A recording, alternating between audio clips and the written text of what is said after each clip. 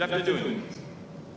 Your Royal Highnesses, Your Excellencies, ladies and gentlemen, dear friends, welcome to the third edition of the FII Priority Summit in Miami.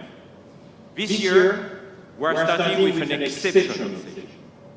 It is my distinct honor to introduce a man who is the 45th and 47th President of the United States of America. This man is a visionary business person, a media icon, and a political leader, of course. His impact on the global stage has been profound. From transforming the real estate industry to reshaping economic and foreign policy, his leadership continues to spark dialogue and drive change.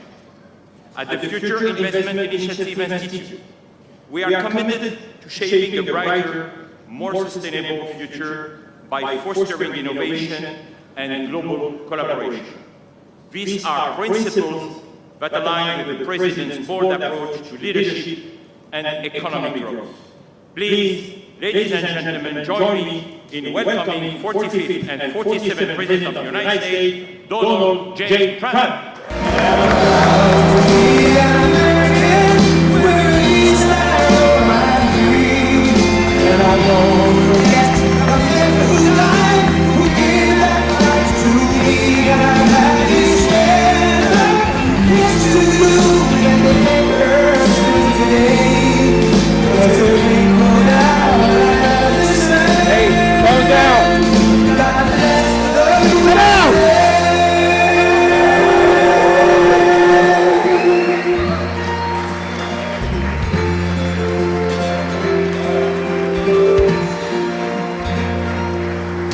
From the lakes of Minnesota to the hills of Tennessee, I'm a sea shining sea. Detroit down to Houston and here to LA. There's pride in every American heart. There's life we stand and say.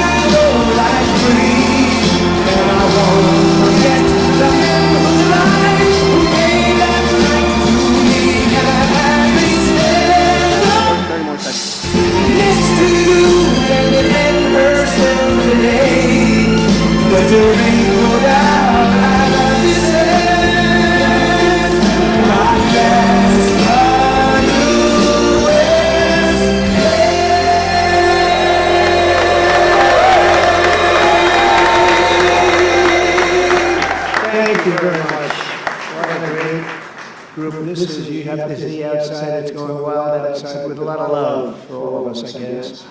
But thank you, Richard, for the introduction, and thank you to all for such a warm welcome. It's great to be back in beautiful Miami, where I've actually built a lot of great buildings with the Desert family and some others. We've had tremendous success in Miami. We have Trump Towers and Sunny Isles Beach. It's 4 beautiful buildings right on the ocean. The Trump Grande, put the little E in the end for a little, class it up a little bit. Trump Grande and the 700-acre Doral. It's a tremendous country club, and it's actually the most successful country club in the U.S. where I was just given approval to build 1,500 units, and I couldn't care less about building units. When you're president, who the hell wants to build units? I've been building units all my life. I don't want to build units, but they gave us permission to do it. But today is a tremendous honor. Become the first American president to address the Future Investment Initiative Institute. That's the first one. That's very, it's always nice. And I want to thank Mayor of Miami, Francis Suarez, for being here. Thank you very much, Francis. Hi, Francis. And thank you for the endorsement when I ran. I was very appreciative. Along with the Mayor of Miami Beach, Stephen Miner. Stephen, thank you very much. Thank you. Thank you, Stephen. Thank you very much. And numerous American business leaders, some of the biggest business leaders actually anywhere in the world, and many distinguished guests from the Middle East, and in particular the Kingdom of Saudi Arabia, a special place with special leaders.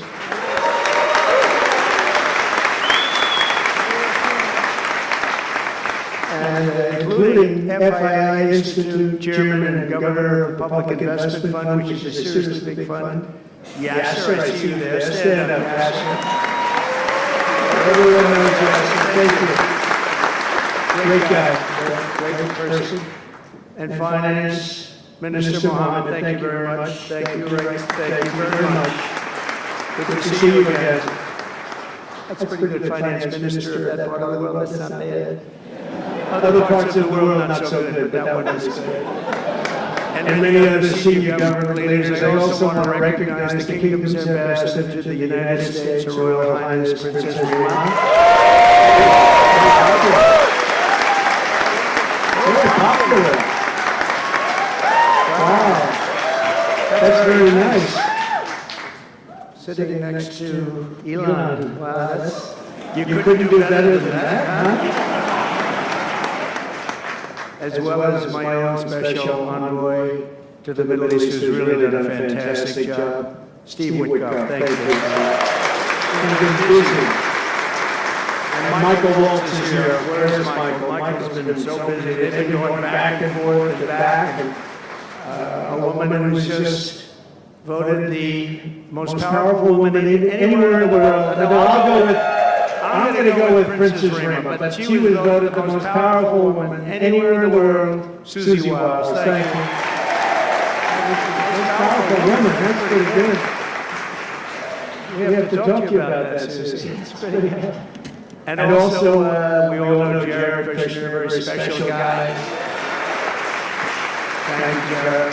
Thank you, Jared. And Elon Musk. He's been making it in the news lately, hasn't he? Very positive. Stand up, Elon. He's a great guy.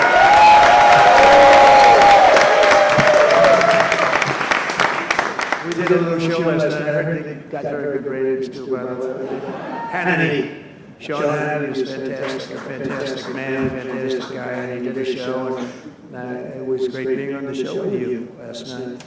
I come today with a simple message for business leaders from all across the nation and all around the world. If you want to build the future, push boundaries, unleash breakthroughs, transform industries, and make a fortune, because you want to make a fortune. Most of you have already made a fortune, I don't want to say it. There's no better place on earth than the current and future United States of America under a certain president named Donald J. Trump. I think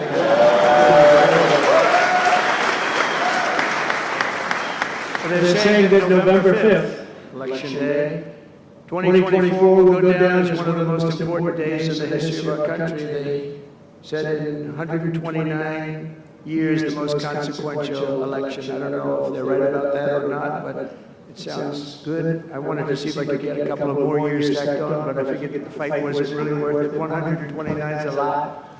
And as of January 20th, 2025, the dark days of high taxes, crushing regulations, rampant inflation, flagrant corruption, government weaponization, oh, I know about weaponization, and total incompetence will be gone forever. They'll be gone forever. Because the United States is back and open for business, and the golden age of America has officially begun. You see it happening. Since my election, America's economic engines have come roaring back to life in just a very short period of time. Think of it, from November 5th, the progress that's been made has been amazing. The NASDAQ is up nearly 10% in just a few months, and that's a lot. The Dow Jones Industrial Average is up 2,200 points, and Bitcoin is set multiple all-time record highs because everyone knows that I'm committed to making America the crypto capital. We want to stay at the forefront of everything. One of them is crypto, and Miami seems to be the center of the action, come to think of it, and maybe it'll stay there. Business optimism skyrocketed 42 points. Think of that in a single month, the most in history by far. That's the biggest increase in history by not even close. The ISM index of manufacturing activity surged into positive territory for the first time in many years. Amazing. And it was just announced, this is an interesting one, I didn't realize it was that bad for so long, but it was just announced by one of the nation's most historically accurate and respected pollsters, Rasmussen, that the number of Americans who believe our country is on the right track now exceeds those who think it's heading in the wrong direction for the first time in 20 years. Can you believe that? 20 years. And this is really a seismic 27-point swing from just before the election. That's, nobody's ever seen anything like that one, yes, sir. I want to tell you. That's a big one. The best and most successful business leaders on earth are now racing to invest in the United States. Since November, DeMac has announced plans to invest $40 billion in the U.S., creating at least 10,000 jobs. SoftBank has announced investments of between $100 and $200 billion, creating at least 100,000 American jobs. Oracle and OpenAI and SoftBank are now collectively committing $500 billion to keep the United States on the cutting edge of artificial intelligence, and so many more. I mean, so many companies that want to come to the White House and have a little news conference all the time. I said, why don't you just announce it? But they want to come, and I'll do that. I don't mind doing that. I say anytime they want to go 10 billion or more, I'm there. 10 billion or more. But on his recent visit to the White House, the Prime Minister of Japan announced he anticipates Japanese investment in the United States of well over $1 trillion, and we're working on an Alaska pipeline already, which is the closest point to Asia. And as you know, the ANWR, which we've started, Ronald Reagan couldn't get it approved, nobody could get it approved for so many years, couldn't get it approved, I got it approved, actually I got it approved twice, I got it approved and Biden ended it. That was a shocker, but we just got it approved again. And we're going to be, it's probably the largest deposit maybe anywhere in the world, just by itself. It's, they say of similar size to Saudi Arabia, so we hope that's correct. But all of this is only happening because of the world-changing results of the 2024 election. We won the House, we won the Senate, the White House, and the Electoral College, and the popular vote in a landslide. We also won all 7 swing states, and all 50 states shifted in the Republican direction for the first time ever. So every state, every single state of the 50 states shifted Republican. It's never happened before. Either way, it's never happened. And 85% of counties voted for Trump. Think of that. So you have 2,600 counties versus 525. 2,600. Think of that. That's why when you look at the election map after it was all done, the certified map, the whole thing was red. 2,600 versus 500. It's a big difference. Nobody's seen anything like it, actually. So as a result of this very historic victory, investors from all over the planet once again have confidence in America's future and respect for America's leaders. And it's about time we get a little respect. The last administration was the worst and most incompetent in the history of our country, but we are moving quickly to fix every single disaster Joe Biden created and make America stronger and more prosperous than ever before.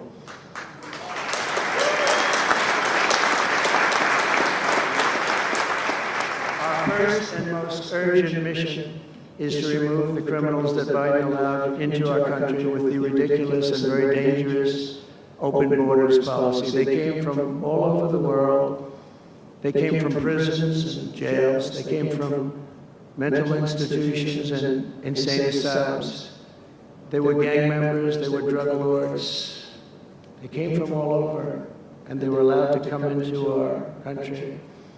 And we're getting them out in record levels, just like they came in record levels. I want to thank Tom Holman and Christie, who was just she's doing a fantastic job, Governor of South Dakota, and Tom Holman, you know, they are doing a fantastic job, and the results are incredible. And every country is taking them back. They're sending their criminals to us, and they're all taking them back. We had a little problem with a couple of them that ended very quickly.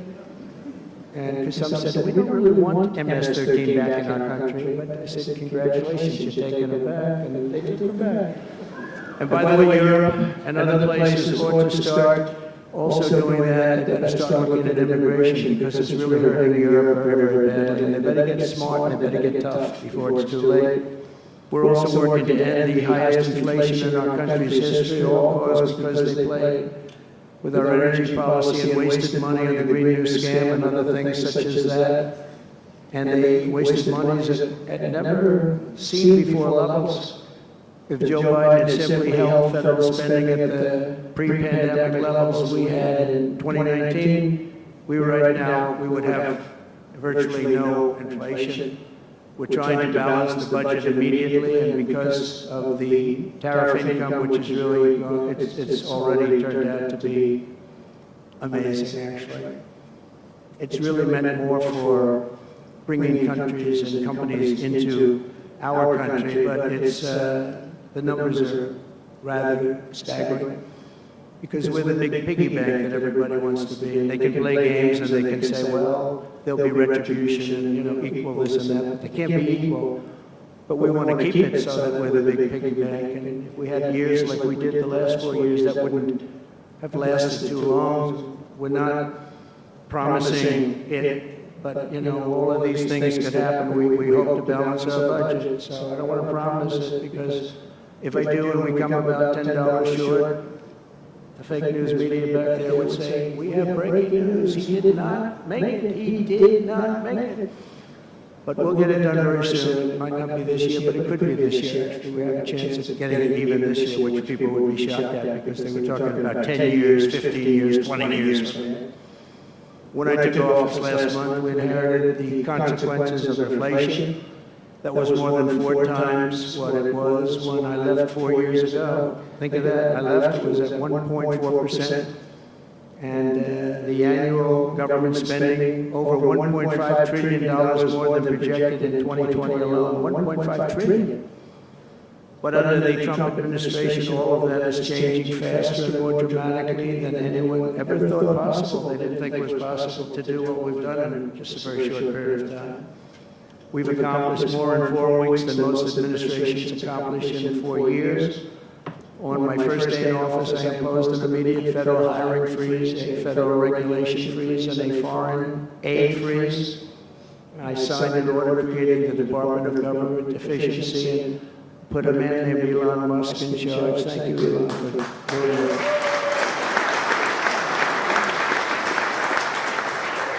He's doing a great job. You could have seen him last night. He's really, you know, he's a very committed person. He's a very serious person.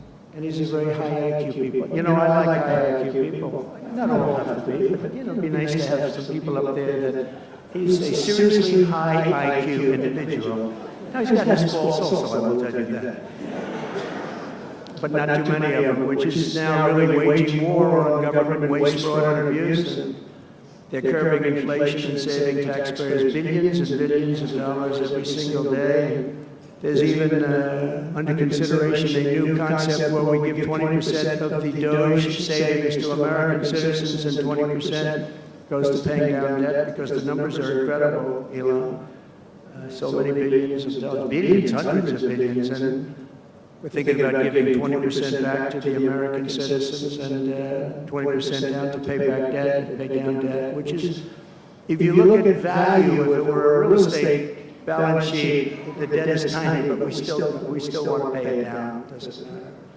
We don't look at it as a piece of real estate. It's America. We're going to get it down through intelligence, hard work, and as Elon said, a word called caring. You have to care.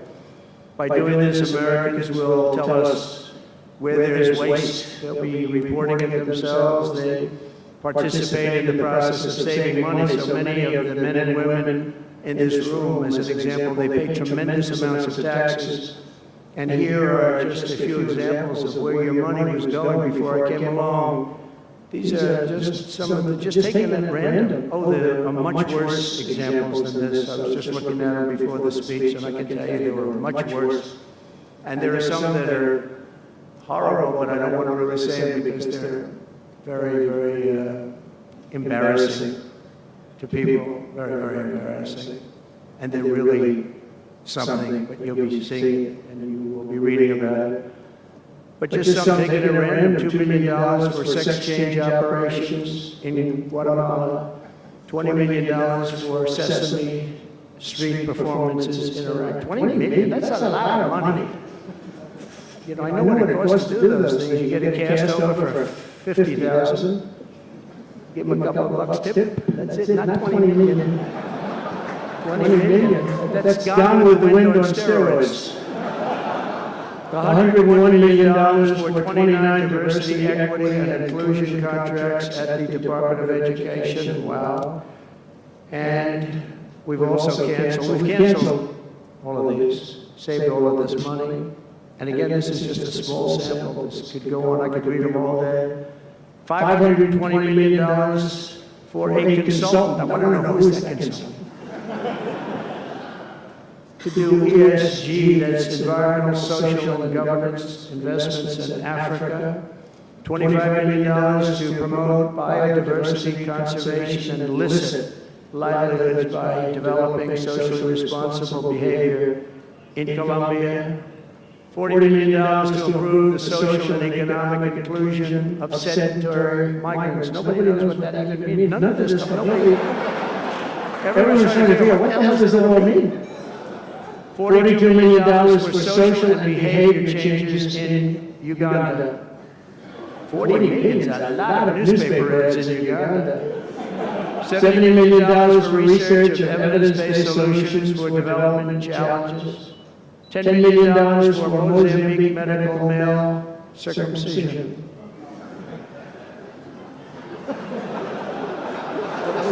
What does that mean? $2.3 million for strengthening independent voices in Cambodia. $14 million for improving public procurement in Serbia.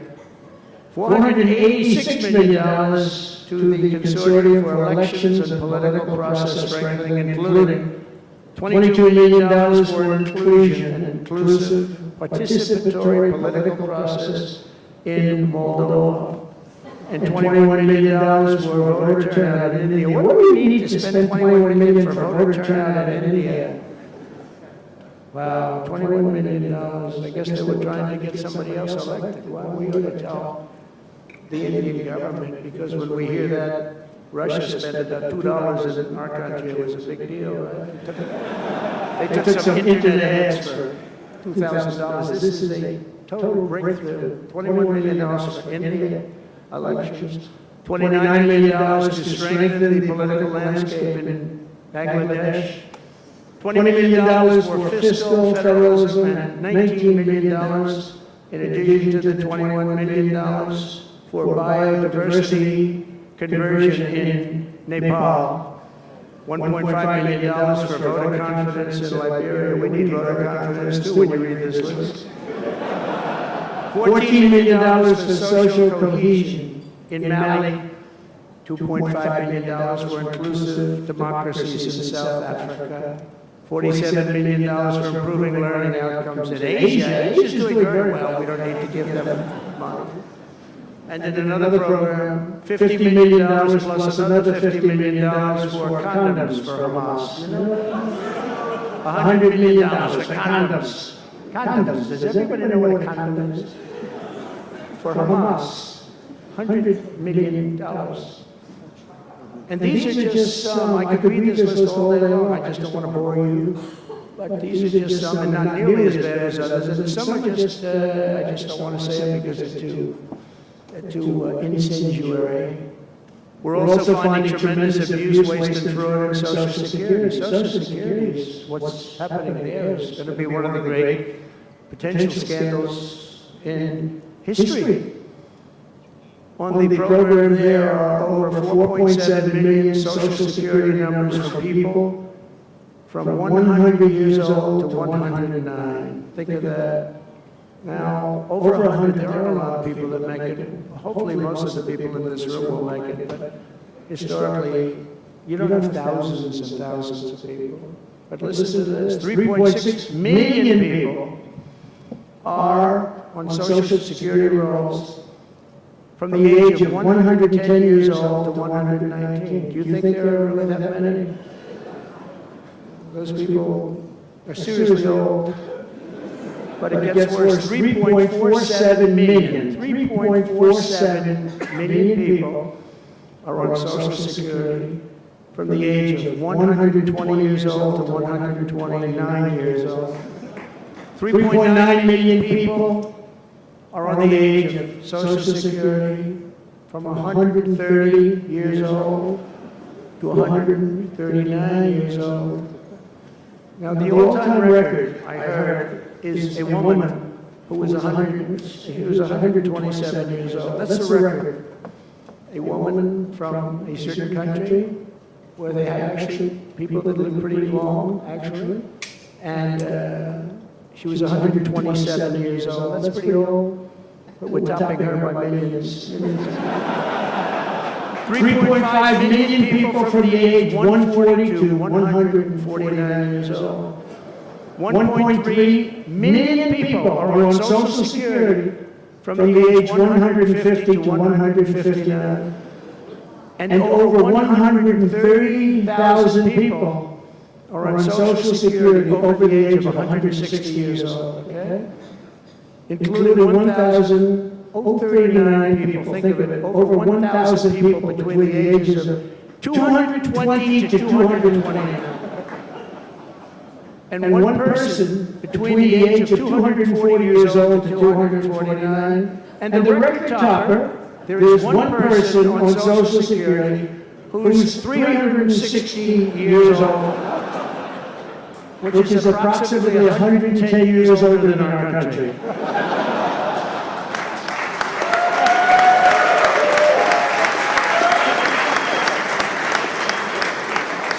What we're trying to find out, and what we will find out, is are people being paid from all of these, somebody pocketing 10,000 here, 10,000 there, what's going on? So we'll find that out pretty easily because we have a lot of computer geniuses. I said to Elon, who are these people that are doing this, the Doge people? I said, who are they? Where do they come from? He said, well, number one, they love our country. Number two, they're really genius at computers. So nobody's going to fool them. When they go in, they see some bureaucrat that's scamming the country, and they try and talk about, certain computer language. These people say, no, it doesn't work that way. These are people that have a natural ability as brilliant computer people. It was very interesting when he told me that. I said, that's what you need today. But all of these scams have now been terminated. In addition, over the past month, we have effectively eliminated the U.S. Agency for International Development, which was funding much of this lunacy. We virtually shut down the out-of-control CFPB, escorting radical left bureaucrats out of the building and locking the doors behind them. What they were doing was so terrible. Where they were spending the money was so terrible. What we haven't looked at yet, but will be, is does the money come back to them? Because nobody can be stupid like that.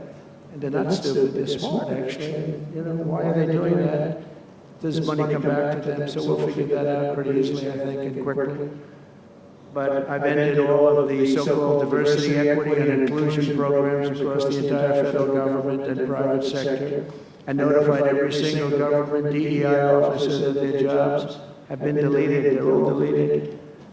And it's interesting, even these companies that have tremendous amounts of money. A number of them just announced, Walmart, if you can believe it, they just announced that they're stopping. And, these companies are running off like $220 million. How can you spend that much money no matter what you're doing? If you're teaching something, you're going to have an instructor. You're going to talk, you're going to give them a book. Please read the book. Then you find they spent $225 million on that. What's going on? And we're going in the wrong way. Military was really Although I tell you, you know, we defeated ISIS with our military in 3 weeks. General Raisin King he's some general, he's a real general, not a television general. And 3 weeks ISIS, and I asked him, and I saw some of his people that were so great, the soldiers. We have the greatest military in the world. We don't have the greatest top leadership. That's why Afghanistan was such a horrible situation, so embarrassing, and so many other things. But when we want to, with proper leadership, there's nobody even close to us. We have the best equipment in the world. We make the best equipment in the world. But we have the best military. You know, we never fight to win. We fight to just keep it going forever. And when we fight to win, there's nobody that can even come close to us. But I was talking to General Dan Kane, we call him Raisin Kane, and I was told it would take about 4 years to defeat ISIS, and he did it in 3 weeks. I said to him, what do you think, General? How long will it take, sir? I think we should do it in less than 4 weeks. You're going to have time left over, and he did that. And we were told by the television generals it would take 4 years, so we did it. That's when I went to Iraq. I flew to Iraq. And late at night, the dark of night, all the windows closed, all the lights off in the plane, Air Force One. And we flew in, and it was pretty amazing. I'll tell you, we were landing, and there were no lights in the plane. Sir, we have to turn off all lights. I said, we spend $9 trillion, and we have to fly in Air Force One with the lights off. And I went up to the pilot, said hello. And by the way, these guys are like central casting. These are the best-looking human beings. Everybody's perfect. The most handsome people, the best-looking people you've ever seen with the flat tops and the whole thing. And I was a little concerned because the lights are off, and everything's off, and even the lights where he was were down, very dim, very dim, with all of the lights on the fancy dashboards of the plane, of Air Force One. We're getting a new Air Force One, and they can never finish the damn thing. I'm getting 2 of them, actually. But we may have to go a different route because it's taken them a long time. We're going to get military that's going to start building. We're going to get people to start building properly again in our country because they don't build properly. This is long. But we're up there, and I'm looking at these people, and again, I say they look like Tom Cruise, but better. Stronger, tougher. And I like Tom Cruise, but these are better. And they said, are we okay, Captain? Yes, sir, we're fine. But I'm looking at it, I don't see any lights, and we're landing. And I'm used to that. I like to sit with the pilots a lot and respect the pilots greatly. And we're up there, and we have the computer. I call it the computer voice, where it goes 1,900, 800. It's feet. Your feet above ground, so that means you're very low. And I'm looking down, and my eyes are pretty good. I don't see any lights.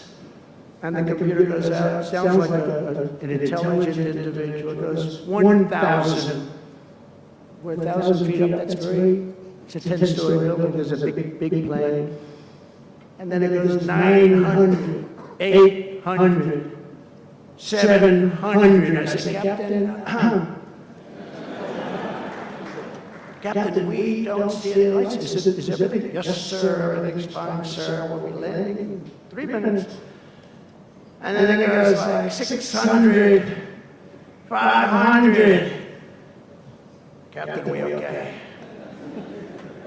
And then it goes 400, 300, 200. And I'm saying, man, there's nothing out there.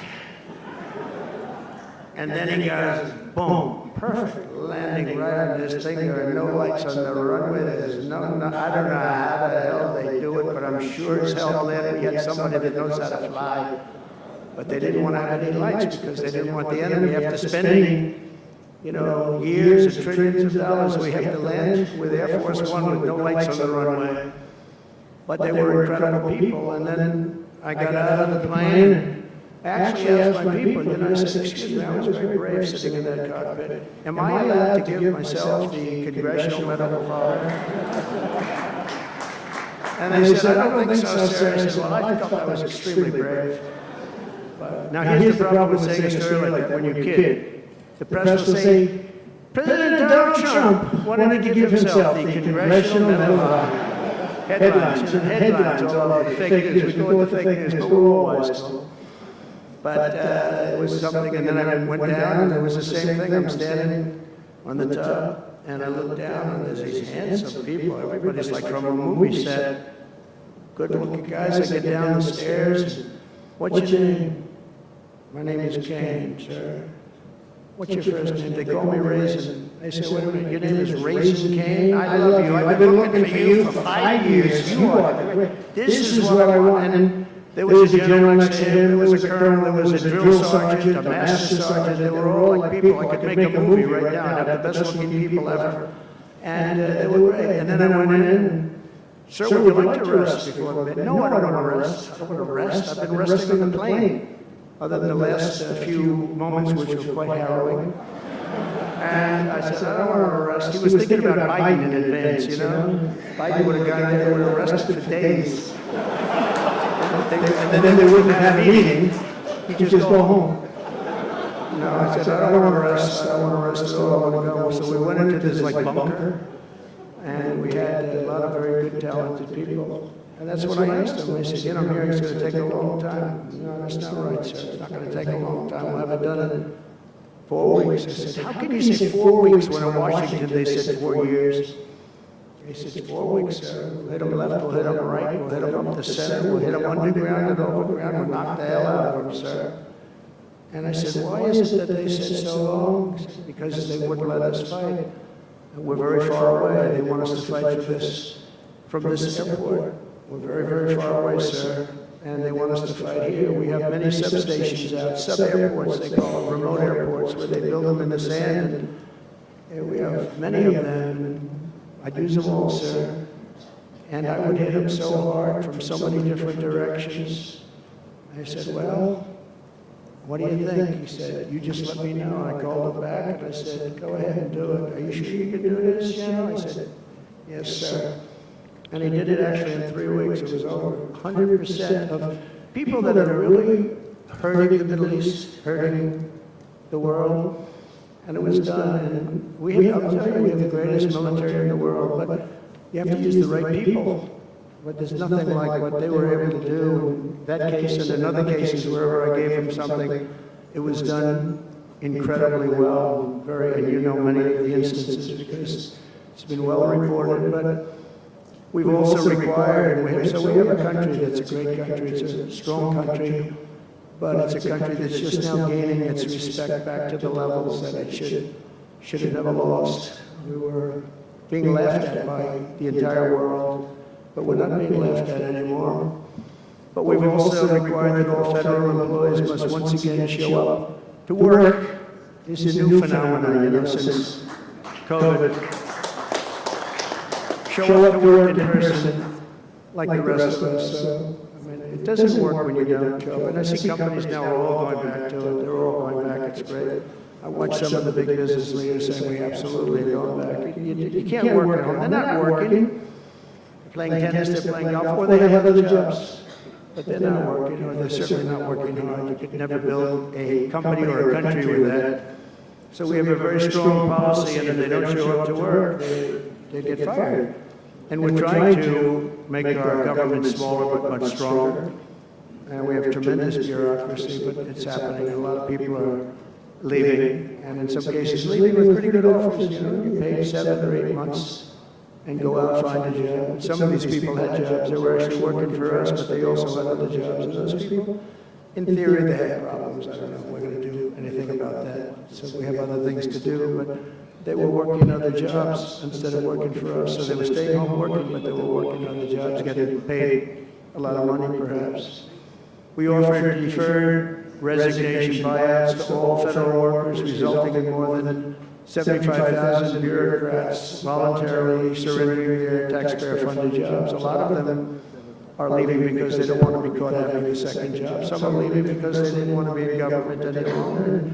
And some are leaving because they didn't want to show up to work. They wanted to work outside of an office. And that's never going to work for anybody, including companies. Companies ought to get smart. You watch these companies where they do that, they start going bad. Nobody knows what's wrong with this company. We'll try getting the people back into the office where they can be cohesive and together. In less than a single month, the Department of Government has already saved over 55, this is just a short period of time, $55 billion. And we're just getting started. That's nothing compared to the numbers that we're talking about. Right? We're ending trillions of dollars in waste. It'll mean much lower inflation, lower interest rates, lower payments on mortgages, credit cards, car loans, and much higher stock markets. I think the stock market's going to be great. In other words, we will rapidly grow our economy by dramatically shrinking the federal government, and we have to do it.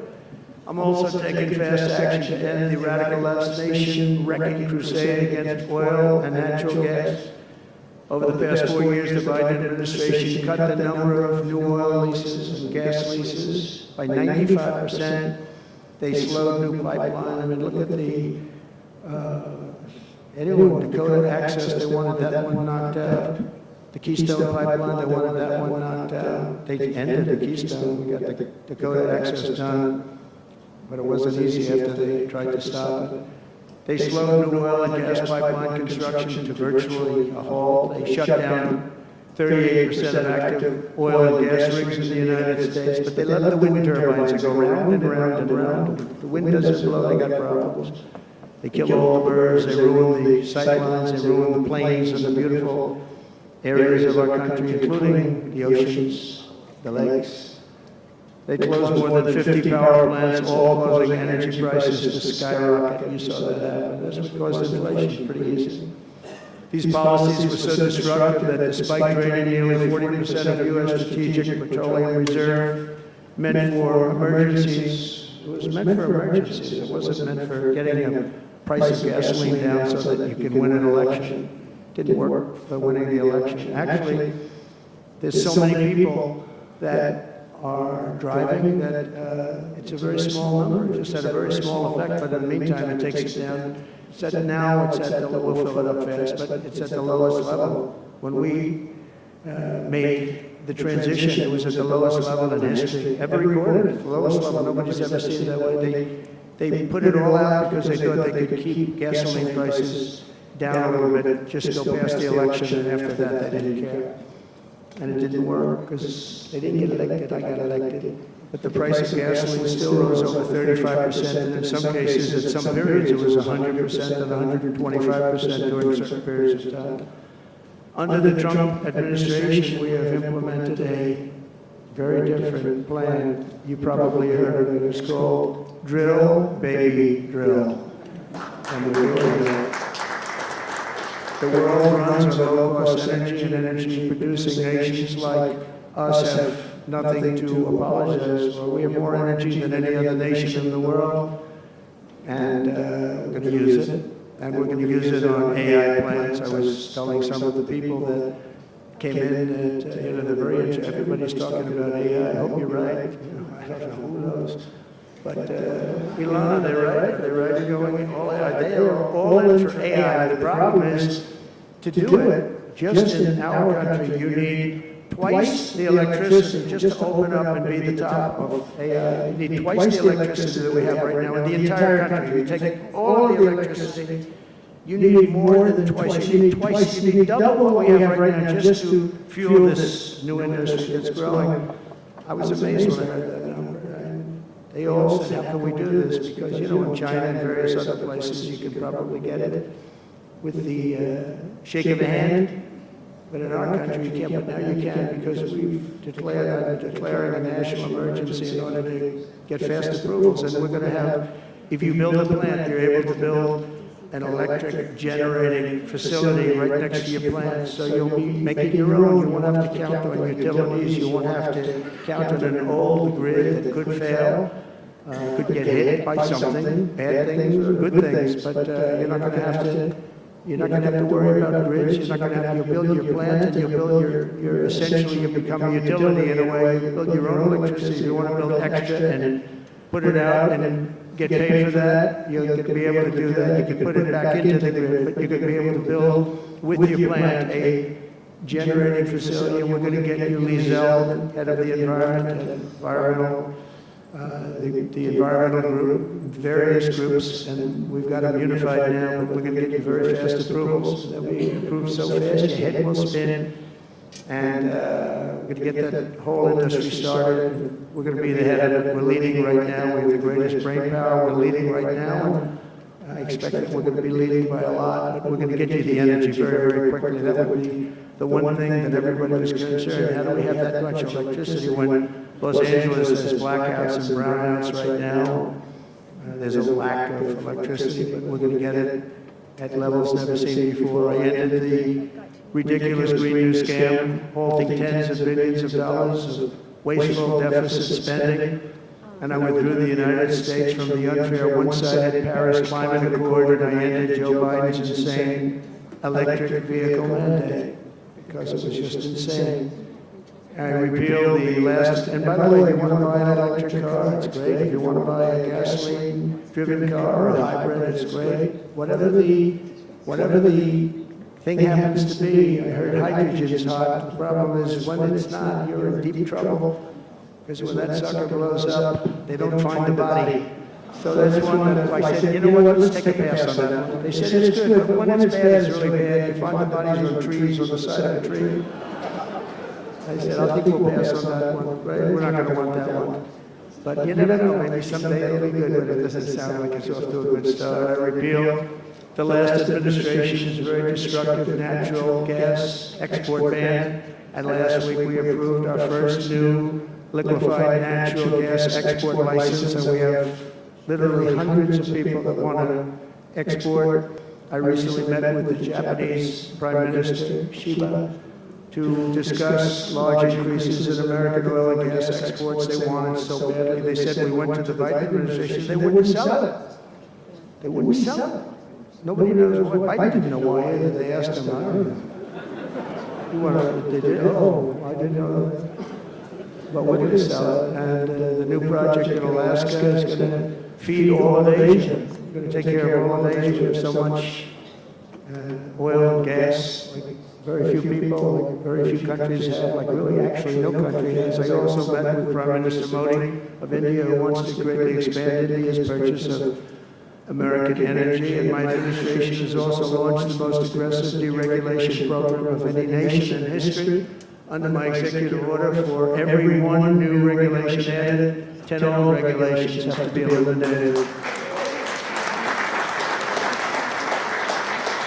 And you know, our first term, which was actually an incredible success, we had the greatest economy in history until COVID, and even after that, we did great. The stock market was higher. If you think of it, it was higher after the fact. After we went through that whole thing, it was higher than it was just prior to COVID coming in, which is a pretty amazing thing. But we did a great job on that, but it was a terrible thing for the world. The whole world suffered. It suffered terribly, including China, including other countries. It was a terrible period of time. But despite that, we did well. But we had the greatest economy in the history of our country. And I think this time we're going to do even better. We were artificially hurt by COVID. We had to focus on that instead of focusing on, but just prior to COVID coming in, there's never been anything like what we did, what we achieved. And even after we did very well, and especially considering what all of us had to do with COVID, some nations were hit so badly, it's just unbelievable what happened to them. As part of our effort, I've signed executive orders to keep the United States at the forefront of artificial intelligence and to end Joe Biden's war on Bitcoin and crypto. We ended that war totally. That war is over. They were very hostile toward them until the very end, just because there's so many people on Bitcoin and crypto that just before the end, the SEC came out and they were being very nice. I was so nice to people because so many people were being indicted for no reason whatsoever. Very political group of people. All they did was they liked indicting people, but they were being indicted, and many of those indictments were dropped just before the election because they said, wait a minute, there's 100 million, 125 million people using this, and they didn't want to have, you know, all these people being voted against. But by the time they did that, it was too late. We had that vote entirely, I think. I think anybody smart that believed in that, and there were a lot of people believing it, anybody that was smart voted for Trump. And they pulled the indictments. So I see people that were indicted, they said, I saved your life. I saved your life. Because if they thought that, they actually thought that I was doing, they said, why is Trump doing it? Is he doing it for political reasons? I don't do anything for political reasons. I do what's right. I do it. I want to be in the forefront of every industry. So I'll be working with the Republican Congress to pass the largest tax cuts in American history. And that includes, obviously, we have to extend the Trump tax cuts, which were, until now, the largest. We're going to dramatically cut taxes for families and for workers and for companies, including no tax on tips, and hopefully no tax on Social Security, and no tax on overtime. And that overtime one is a sleeper, because I think a lot of people are going to be spurred on to do a lot of extra work when they hear that. A lot of companies really like it, a lot of people really like it. The new Trump tax cuts will also include 100% expensing for new factory construction in the United States and anything else that you're going to buy with capital. If you buy something that is going to be good for our country, we're going to let you expense it, 1 year expense. And I did that the first time. And everybody said, can you go back to that? Now you still get, I guess, 40% or whatever, but, pares down. But we're going to bring that right up to the top level. I think that had a lot to do with the success that I had during my first term. And we'll substantially cut taxes for all domestic producers of oil and gas and just about everything else that they produce. In my first term, I brought the business tax down from around 40% to 21%, which everybody said was an impossible thing to do. I cut it from 40 to 50. It actually was state said it was much higher than 40. I got it down to 21%, and now I'm bringing it down to a goal of 15%, but only if you make your product in America. In other words, you're going to be at 21%, but if you make your product in America, you're going to go from 21 to 15. If you don't, you're going to be 21%, which is still lower than anything. So guys like Elon are going to come and make these great cars in the United States. So a lot of people will, a lot of people call, a lot of car companies are calling. They called me, three of the majors, they called and they said, we're looking all over the place, we want to be there. I'm going to be announcing tariffs on cars and semiconductors and chips and pharmaceuticals, drugs and pharmaceuticals and lumber probably and some other things over the next month or sooner.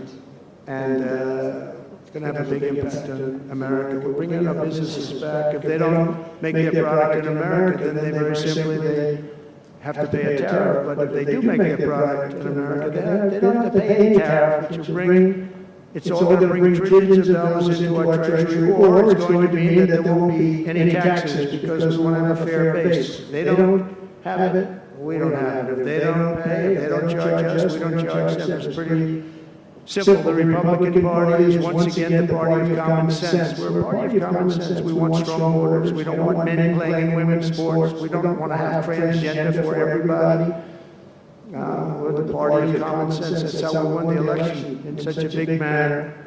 We'll no longer allow other countries to ransack and plunder our nation. That's why I have announced that we will soon begin imposing reciprocal tariffs on any country that engages in unfair and unequal trading practices. If they tariff us, as I said, we will tariff them at the exact same rate. So a certain country, because some of these countries, even countries that I've already mentioned, are extremely aggressive with tariffs. Nobody knows that. European Union, they have a VAT tax that's devastating. It's very tough for people on the outside.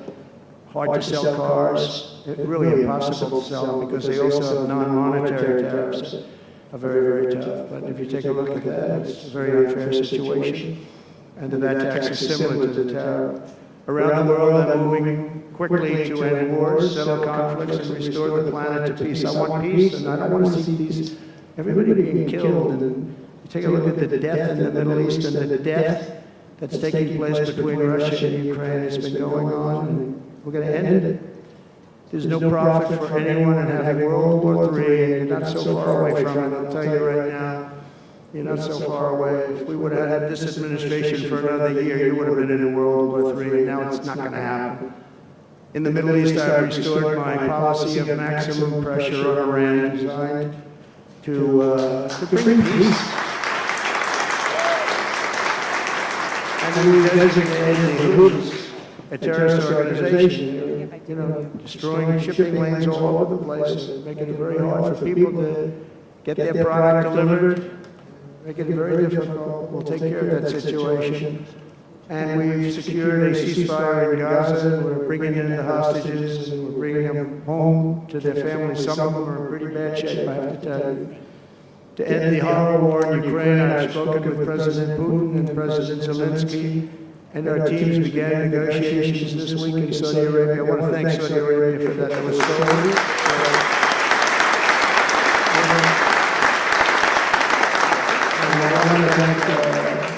in particular, we have so many people, Yasser, Mohammed, all people, but in particular, we have to thank Crown Prince Mohammed bin Salman for hosting these historic talks.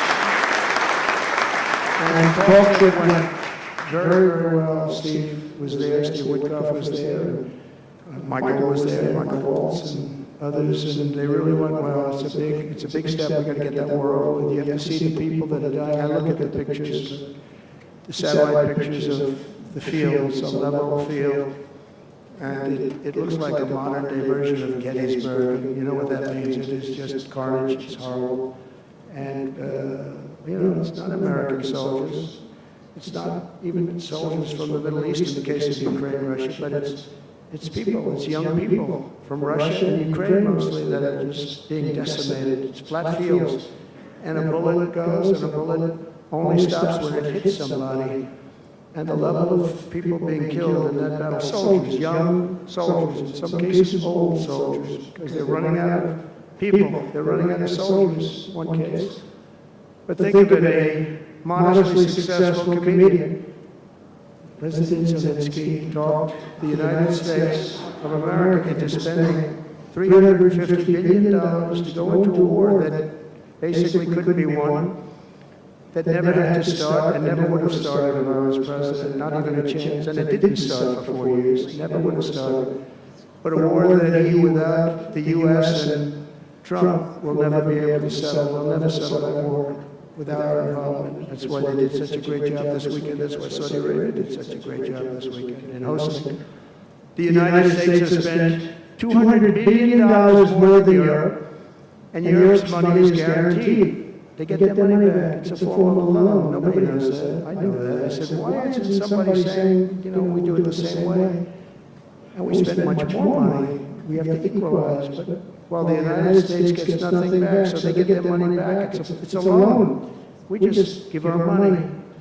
And we had a deal based on rare earth and things, but they broke that deal. But they broke it 2 years ago. We had a deal because they said, we're spending $350 billion, and Europe gets their money back in the form of a loan, and we don't. We're just giving the money hand over fist. That's the Biden administration for you.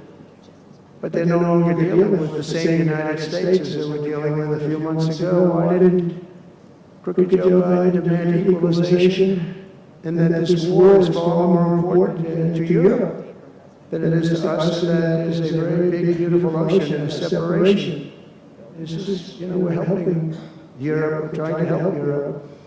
On top of this, Zelensky admits that half of the money that we sent them is missing. They don't know where the money is. He said, well, we don't know where half of it is. That's great, wonderful. He refuses to have elections, slow, and the real Ukrainian polls. I mean, how can you be high with every city is being demolished? It's hard to be. Somebody said, oh, no, his polls are good. Give me a break. Every city is being demolished. They look like a demolition site, every single one of them. And the only thing he was really good at was playing Joe Biden like a fiddle. He played him like a fiddle. That's an expression we use, yes, to say that he's pretty easy, A dictator without elections. Zelensky better move fast, or he's not going to have a country left. Got to move fast. That war is going in the wrong direction. In the meantime, we're successfully negotiating an end to the war with Russia. Something I'll admit that only Trump is going to be able to do in the Trump administration. We're going to be able to do it. I think Putin even admitted that. Biden never tried. Europe has failed to bring peace, and Zelensky probably wants to, maybe he wants to keep the gravy train going. I don't know what's the problem, but he hasn't been able. He's very upset that he wasn't invited. He could have come if he wanted to, but that he wasn't invited to Saudi Arabia. But he's been working for 3 years. There's never been even meetings or phone calls to stop this war. It's a horrible thing. I figured Russia's lost 900,000 soldiers. I think that Ukraine's lost probably 700,000.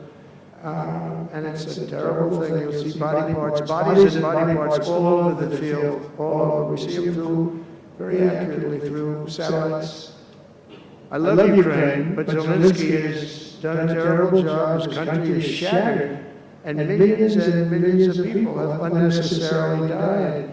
And you can't bring a war to an end if you don't talk to both sides. You've got to talk. They haven't been talking for 3 years. So we hope to see a ceasefire soon and to reestablish stability in Europe and the Middle East.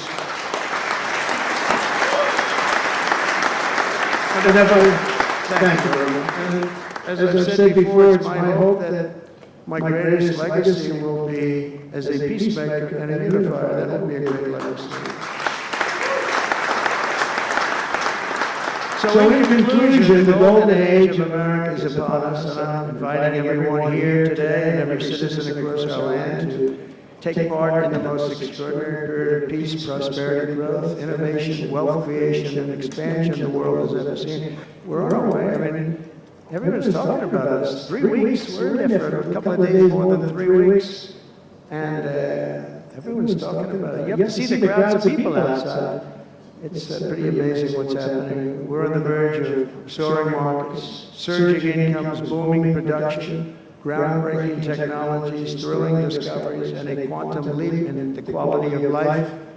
Absolutely a quantum leap. One day very soon our country will have the greatest economy in the history of the world because we once again have a president who puts America first. And we put America first, and your country should put your country first. But in the end, we want America first. And when it's all beautiful, which is going to be pretty soon, we want to help other countries, and you want to help other countries. But, you know, I tell your leaders, and some of the leaders are in this room right now, you've got to put your country first. Whether it's Saudi Arabia, whether it's something else, you've got to put your country first. But we're going to have plenty left over to help others also. As long as you invest in America, build in America, and hire in America, that means that I'm fighting for you. I'm fighting very hard for you. Together we're going to make the United States of America bigger, better, bolder, richer, and greater than ever before. It's going to be stronger than ever before. We're going to be a peacemaker, a peacekeeper. We're going to stop people from these stupid, never-ending wars. We're not going to partake in them ourselves, but we'll be stronger and more powerful than anybody by far. And if it ever came to war, there is nobody that will be able to come close to us. But we don't think that's going to ever happen. So I want to thank you all very much. It's a great honor to be here. And I think somebody said they're going to ask questions. And I didn't say, gee, what other questions like Biden does? I say, just ask, it doesn't matter. You ask a question and I give an answer. So I think, Richard, you're going to come up and you're going to give me some questions. Thank you very much. Thank you. Thank you very much, Mr. President. We all the applause for the President of the United States of America. Thank you.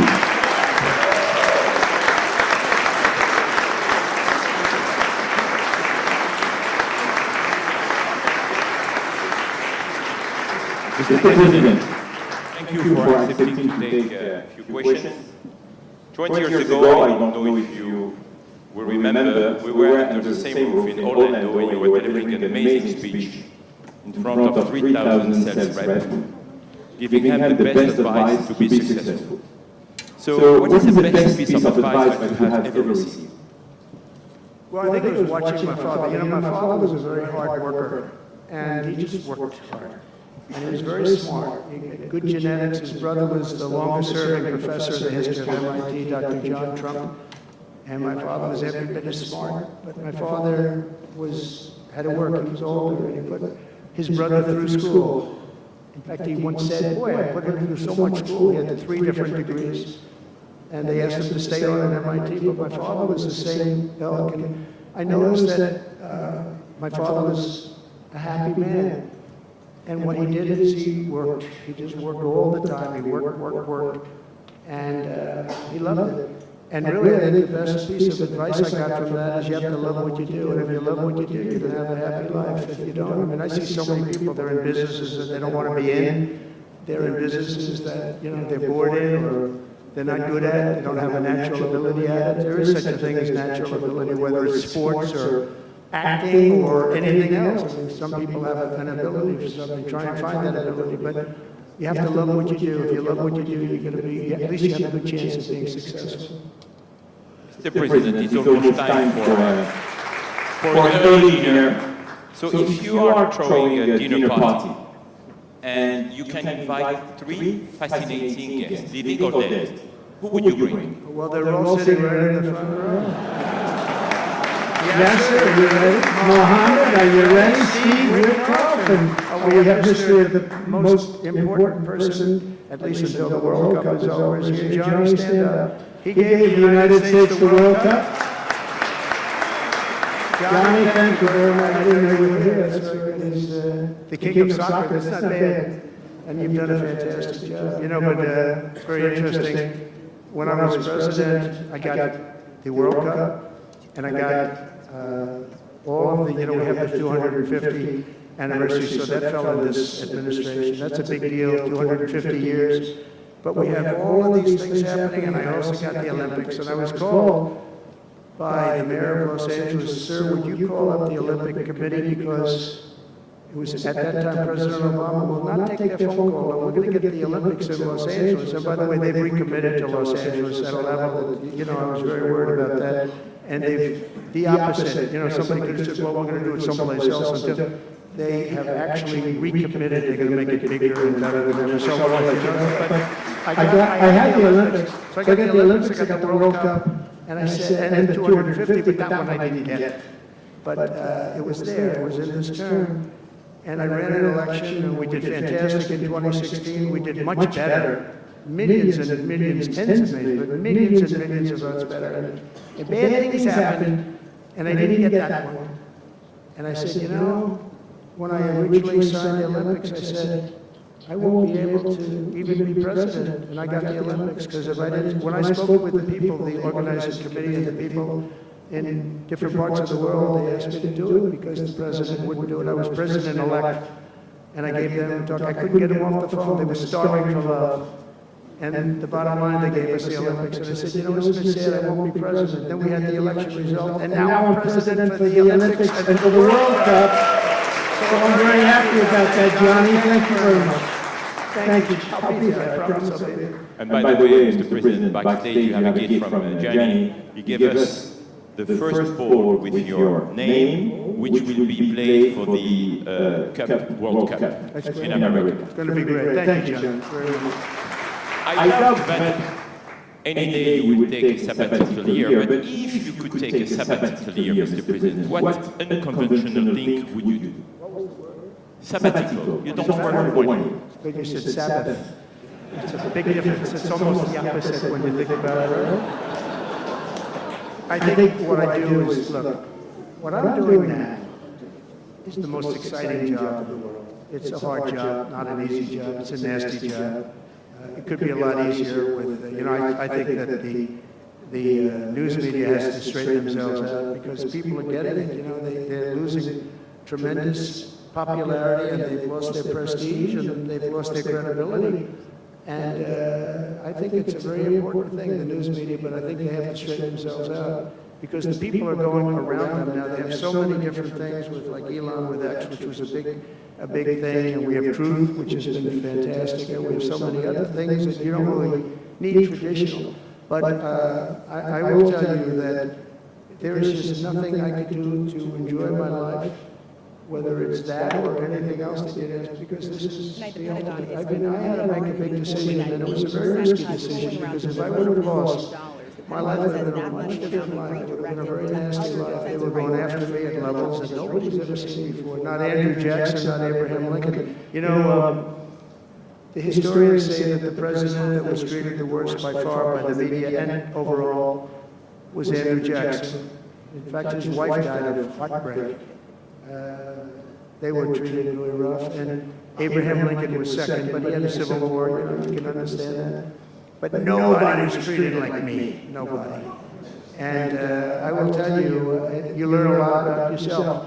But there's nothing I'd rather do. I had to make a decision, do I do this? Because if I lost, it would have been very, very bad. It was dangerous, actually, very dangerous in so many different ways. And I decided to do it, and I said, I have to win, because if I don't win, I spoke to a friend of mine the other night, he said, you know, if you lost, it would have been very, it was actually Sean Hannity just before we did the interview last night. He said, boy, if you would have lost, you would have had a tough life, you would have had a very tough life. So there was a certain amount of courage involved in this decision to run, and it's a great honor to win by this much, to win all 7 swing states, the popular vote. Popular vote doesn't get won that much by Republicans for whatever reason. I think that's changing, because again, we're the party of common sense, and they're the party of some real bad things, and I think they'll change. I think they have to change. It would be wonderful. I'm going to be having lunch with some of the Democrats next week, and it would be wonderful if we could work together. I think working together would be great. But they have to change. You can't get elected on the programs that they want, and that's really what America wants to see. So there's nothing I'd rather do than what I'm doing right now. When we started this conference, Mr. President, When we started this conference, His Royal Highness the Foreign Prince told us, I want that to be the place where people will come to understand where to invest in terms of geographies and sector. So, what is the best investment you have made in your personal growth, Mr. President? Well, I was involved in real estate for most of my life, and guys like Whitcoff will tell you I was really good at it, and I was successful at it, very successful at it. I've been involved in things prior to being president, but during the last 4 years, I followed sort of the trends, and I've made a lot of money with following some of these trends. And, it's something that you do. I really believe that some people have instinct. I think I've always had an instinct for making money. I make money. And I went into show business. I had one of the most successful shows on television. I wrote books, and they were all bestsellers. Virtually every book was a big bestseller, some really big bestsellers. And so I don't know, it's whatever I do, I just want to make it successful. It's very important to me. There are many ways to make money. You can be in many different fields. And a lot of it is being in the right country. If you're in a certain country, our country is actually getting very bad, a very dangerous place, actually. Bad things were happening, but if you're in a certain country, you have a chance to do well. And no matter how good you are, if you were born into the wrong country, you're not going to make money. Now, you can do other things. You can attain power, I guess. Maybe it's the wrong kind of power, but it's power. But being in the right country, where you have the right incentives and entrepreneurship, etc., and America has always been sort of at the top, or one of the top, but always pretty much at the top. But it was losing that position, and I think losing it rapidly. This last administration, look, I don't want to be, I wish I could say, I wouldn't have run. If I thought Biden was doing a good job, if I thought they were, I wouldn't have run. Because as I said, it was very dangerous to run in a lot of ways. In fact, my year will show that. When you look at it closely, my year, I had that throbbing feeling every once in a while, but it was dangerous in a lot of different ways. But he was so bad that I had no choice but to do it. If I thought he was doing a great job, I would have run, and I would be very happy. I actually wanted him to do a good job. I was saying, do this, do that. I'm telling them, do things. They should have done what I said. But I would have been very happy not to have run, and frankly to have seen somebody do a good job. But our country was going to hell, and I really sort of had to run. If you were a historical ruler, would you prefer to rule during war or peace? Well, I want to be, again, a peacemaker, and I want to keep us out of war, but sometimes to do that, you have to have a very strong country, you have to have a very strong military. And as I said, we have a much stronger military than anyone would know. We have the best equipment, and I bought a lot of it. I rebuilt our military in the first 4 years. I rebuilt it. We gave a lot of it away to Afghanistan, to the Taliban. Stupidly, but that's a very small amount. It was billions and billions, but it's still a very small amount relatively to what we built. But I largely rebuilt our military. Now I'm going to have to do it again because so much has been given away, so much has been treated so badly.